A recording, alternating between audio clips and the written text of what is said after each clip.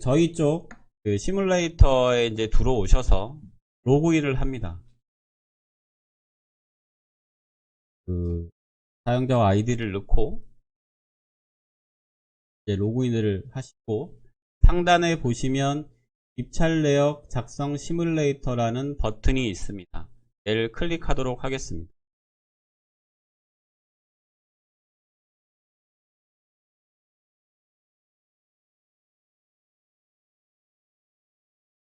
지금 보시면 이제 입찰 내역 작성 화면으로 들어왔고요. 왼쪽에 입찰 내역 작성이라는 메뉴바가 있습니다. 입찰 내역 작성 메뉴바를 클릭을 하시고 그러면 입찰 공고에 대한 화면이 조회가 됩니다. 여기에서 처음에 나오는 건 종심제 종편제가 나오고 주변에 간이 종심제의 탭이 있습니다. 간이 종심제 탭을 클릭을 합니다. 지금 간이 종심제 탭을 클릭을 하게 되면 간이 종심제에 대한 공사가 이런 식으로 쭉 조회가 됩니다. 현재 전체 토지주택공사, 조달청 이런 식으로 간이 종심제가 나왔던 공사가 조회가 되고요. 여기에서 현재 저희가 테스트라는 전기공사를 하나 만들었습니다. 평택 고독으로 하실 분들은 평택 고독으로 하셔도 되고 테스트 전기공사로 하실 분들은 테스트 전기공사로 하셔도 됩니다. 테스트 전기공사를 선택을 하시게 되면 안에 보시면 이 테스트 전기공사하고 평택 고독은 약간 틀린 점이 있습니다. 그래서 이 테스트 전기공사는 요거 유튜브 방송이 끝나면 바로 삭제할 예정입니다. 지금 들어온 화면 같은 경우는 실제 저희 운영팀이 이 공고에 대해서 금액 정보와 그 다음 평가 기준들을 입력한 화면입니다. 그래서 사용자 분들께서도 실제 공고를 사용하시겠다고 한다면 들어오셔서 추정 가격이라든지 설계 금액, 예비 가격이라든지 이런 부분에 대해서 한 번씩 확인하실 필요는 있습니다. 또는 적정 단가가 플러스 마이너스 15%인지 16%인지 또는 입찰 금액 개수가 맞게 설정됐는지 확인을 합니다. 그래서 이런 것들을 다 확인을 하셨다면 입찰 공고 선택을 클릭을 합니다. 입찰 공고 선택을 클릭을 하시면 간편 작성 바로 이동하시겠습니까? 라고 이제 뜨고 있죠. 실제 이제 여기에 이제 보시면 이거는 하나의 입찰 공고에 대해서 만약에 한 명만 작성을 하셨다면 회원 등록을 했다면 여기에 이제 한 분만 나오실 거고 여러분이 작성을 했다면 여러 사용자가 나올 겁니다. 자기 회사에 속해 있는. 그래서 그분들한테 권한을 주시면 되고 권한을 체크하셔서 저장하시면 되고요. 그러면 체크된 분들만 해당하는 공사를 입력, 조회, 수정할 수가 있습니다. 그래서 만약에 이제 그 화면을 했다면 아까 전에 떴던 화면에서 바로 간편 작성으로 이동을 합니다. 왼쪽에 보시면 이제 간편 작성 화면이라는 게 이제 보이시죠? 메뉴에서 지금 이제 이 화면에서 설명을 드리면 두 가지 방식이 있습니다. 예가율로 작성하는 방식과 투찰률로 장석하는 방식이 있습니다. 투찰률로 작성하는 방식에 대해서 이제 한번 해보면 투찰로 작성을 클릭을 하시고 이제 가시게 되면 투찰 금액과 투찰률을 넣는 입력칸이 보입니다. 그러니까 사용자 분께서 만약에 이번 공사가 우리는 이제 82.3%짜리를 투찰률이 있는 걸 만들고 싶어 라고 하신 다음에 입찰 내역 생성을 클릭을 하시면 같이 한번 따라해 보시면 투찰률에다가 내가 만들고 싶은 투찰률을 넣으시고 입찰 내역 생성 버튼을 클릭을 합니다.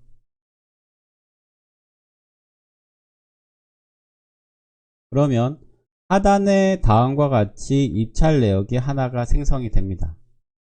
이 입찰 내역은 실제 내가 82.3%에 해당하는 투찰 금액 14251-527234로 만들어라 라고 했지만 실제 만들어진 거는 1451 312 816으로 이제 만들어집니다.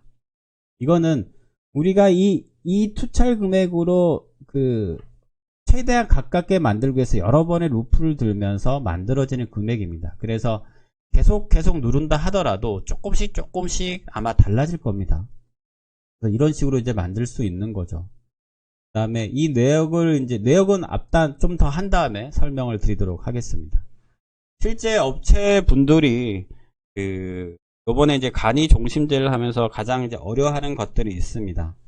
간이 종심제는 본다면 업체를 예상을 하고 업체가 얼마나 쏠지를 예상을 하는 거죠. 실제 내가 또 얼마나 쏠 것인가를 예상을 해야 되고 적격을 오랫동안 해왔기 때문에 플러스 마이너스 2% 선에서만 업체분들은 예상을 하나의 예값 뽑는 걸 예상을 했다가 실제 간이 종심제는 업체가 어떻게 써는지 실행 맞춰서 써라라는 이제 심사 기준인 겁니다. 그래서 저희가 아주 간략하게 입찰금액 시뮬레이션이라는 걸 하나 좀 만들어 봤습니다. 지금 화면에 보시면 입찰금액 시뮬레이션이라는 버튼이 있습니다. 요걸 이제 한번 클릭해 보시고요.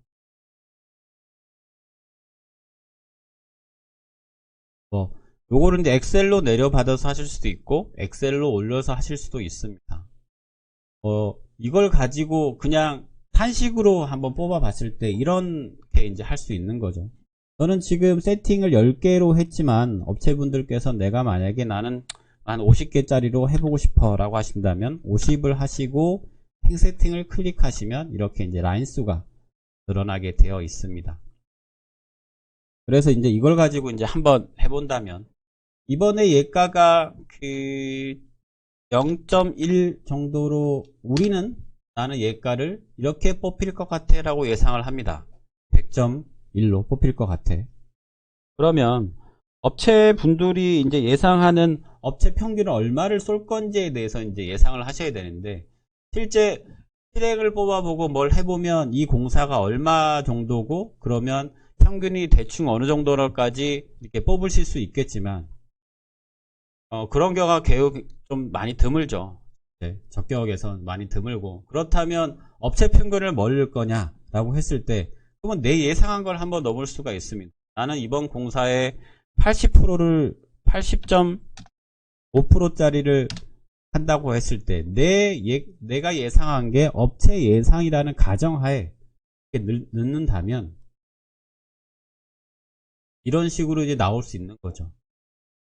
이렇게 예가가 뽑히고 그 다음에 업체가 이런 식으로 쏠 거야 라고 예상을 한다면 만점 금액 선상에서는 최소 투찰 금액이 13908 846 002가 만들어질 수 있다.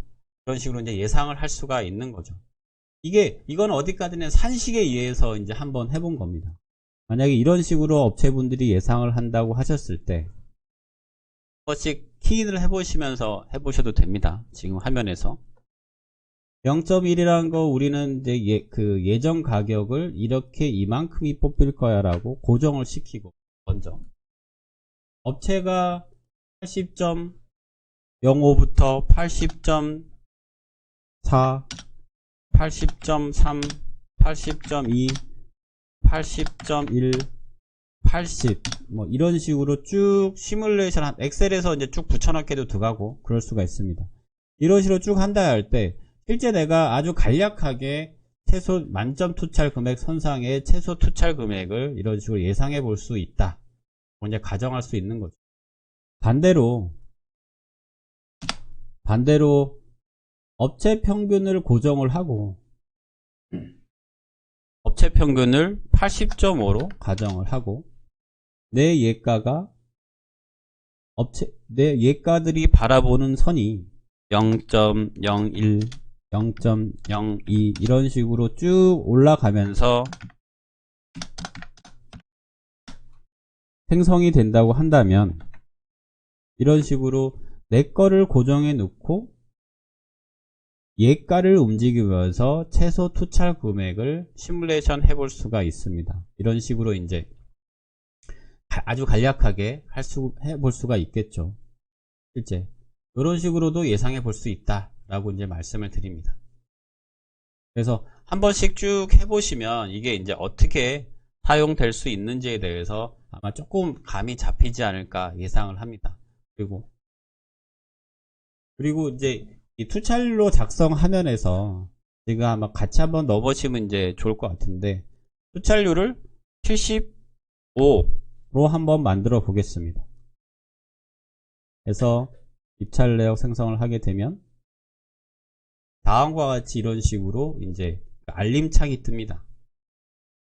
저희 시뮬레이터 그 시스템 같은 경우는 실제 업체가 바라오는 예가가 아주 낮게 뽑힌다 했었을 때 98점, 아주 낮게 그 확률적으로 낮게 뽑힐 수 있는 98.37 얼마가 아니라 98.4 정도를 약간 위를 좀 바라보고 있습니다.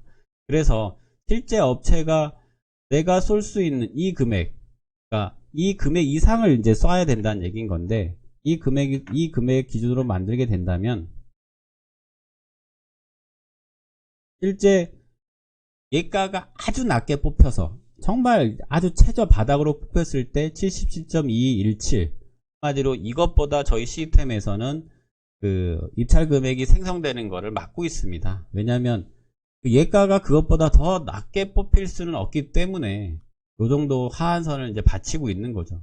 이런 식으로 이것보다 더 떨어지지 않는다. 그래서 사용자분께서 이것보다 더 낮게 투찰하고 싶으실 때는 별도로 입찰력 작성 프로그램을 개인이 작성하셔서 제출하셔야 됩니다. 그렇게 수동으로 하신다면 가능한 방법이죠.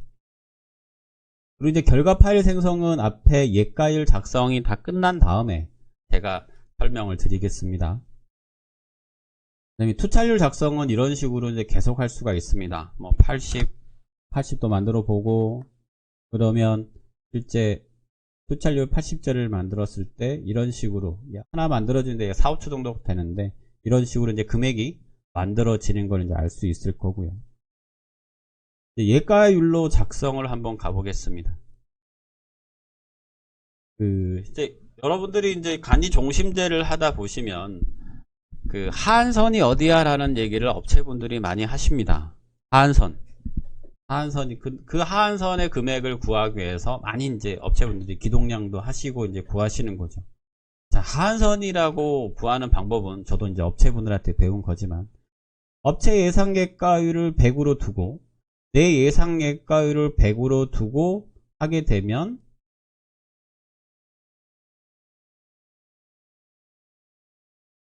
백으로 선택하고 여기 화면에 있는 입찰 내역 생성 버튼을 클릭을 하시면 하단에 생성되는 이 입찰 금액이 단가 감점을 받지 않는 하한선이다 라고 이제 말씀들을 하시죠. 이 이유는 뭐냐면 실제 이거는 가정을 한 겁니다. 가정을 했다는 거는 업체 예상 예가율이 100%가 뽑힐 확률이 제일 높고, 확률적으로 높았고, 내 예상 예가율이 100% 뽑았던 확률이 제일 많기 때문에 그걸 가정을 해서 100으로 놓고 가정을 해서 뭐 이런 식으로 이제 뽑은 거죠.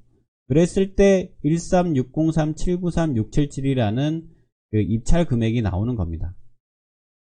그래서 이런 식으로 이제 뽑을 수 있는 거죠.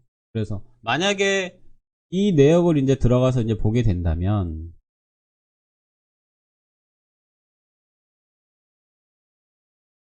지금 보시는 이제 화면이 이런 식으로 이제 되어 있죠. 실제 상단에 이런 식으로 각 세부 공정마다 아까 전에 가중치를 구했고, 이 가중치를 가지고 업형 단가를 구하고, 가중치가 0인 건 제외하겠습니다.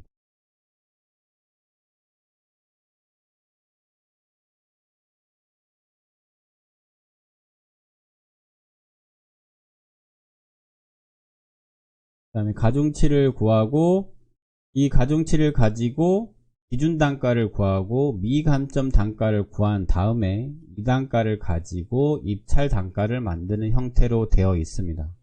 그래서 지금 보시면 업형 단가의 83.7, 83.6426 뭐 이런 식으로 이제 표기되어 있는데요.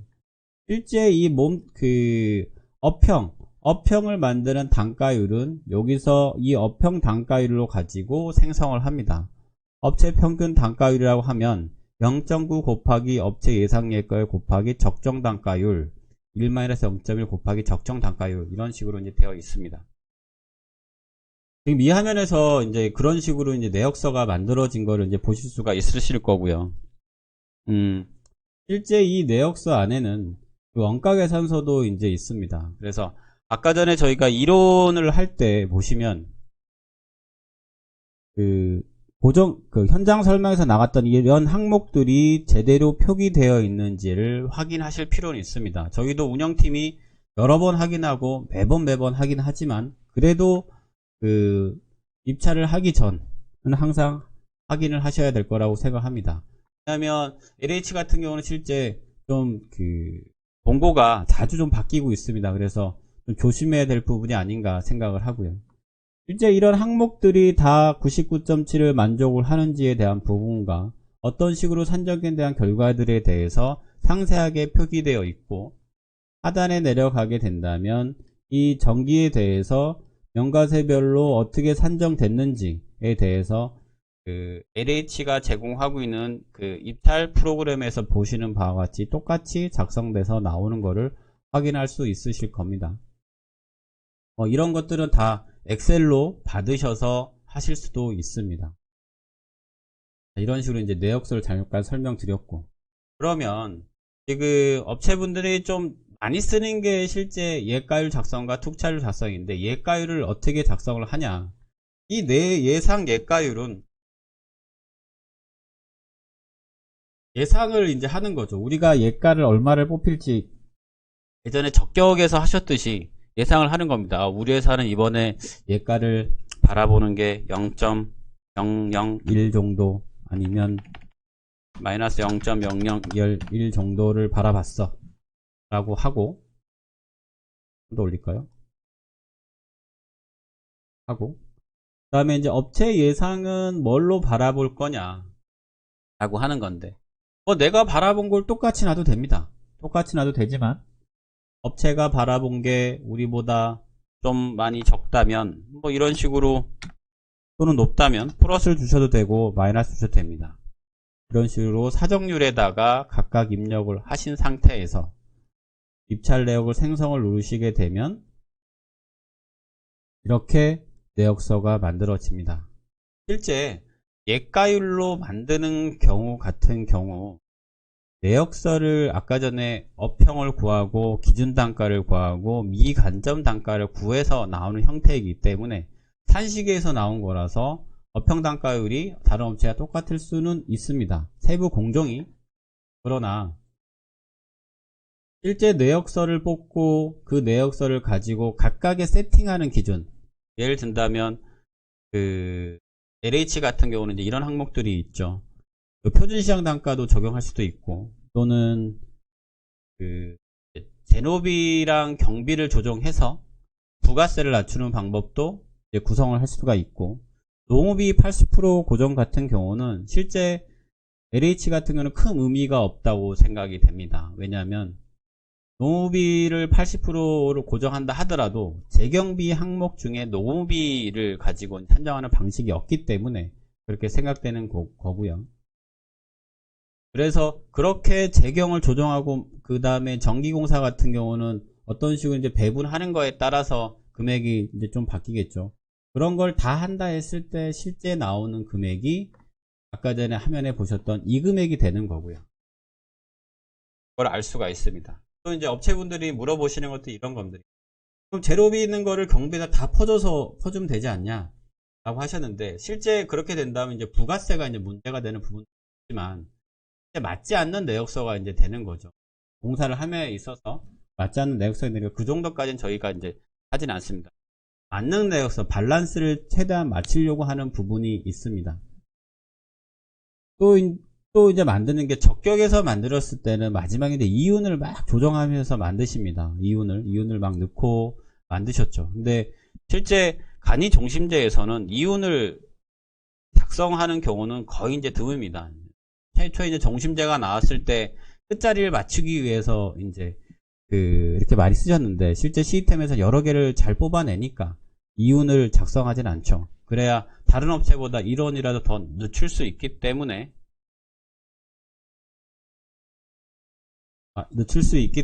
이유는 작성하지는 않습니다. 조금씩 이해가 되시고 있는지 잘 모르겠습니다. 그래서 지금 투찰률 작성과 예가율 작성을 이제 한번 해봤는데요. 예전 가격도 넣고 투찰률 작성도 넣고 다 한번 해봤는데, 예를